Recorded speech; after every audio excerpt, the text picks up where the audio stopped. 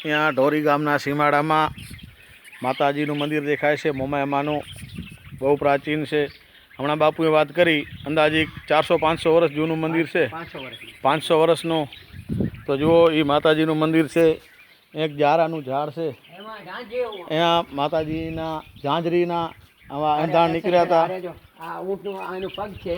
આ જો આ પગ છે ને હામી આ ઝાંઝરી આ જો આ ઝાંઝરી છે. જો તમે બની ગયા આ ઝાંઝરી બની ગયેલી છે. માતાજીનું જાહેર પરચો છે. આના માટે બાપુ આપણે બે વેણ સંભળાવશે.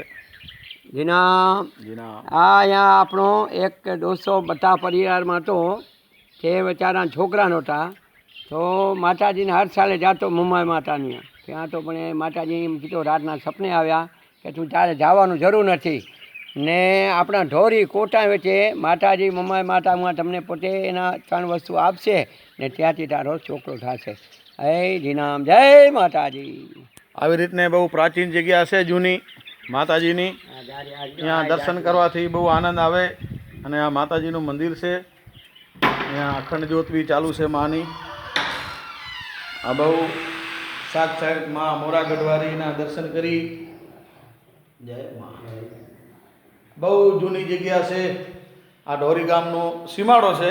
અહીંયાથી ગામ 3-4 કિલોમીટર દૂર છે. સામે 3 કિલોમીટર અહીંયાથી કોટાય ગામ છે. સામે દેખાય 4 કિલોમીટર ઢોરી આવે. આ બધો એવો છે જંગલ વિસ્તાર છે. ત્યાં બહુ ભજનાનંદી માણસો અહીંયા ટકી શકે. બીજાનું કામ નથી ભાઈ. અહીંયા ખાલી દીપડો અહીંયાથી બાપુ એમ કહે 6 કૂતરા દીપડો ઉપાડી ગયો. આજે જો તમે પક્ષીને ચણ સવારમાં બાપુ એમ કહે છે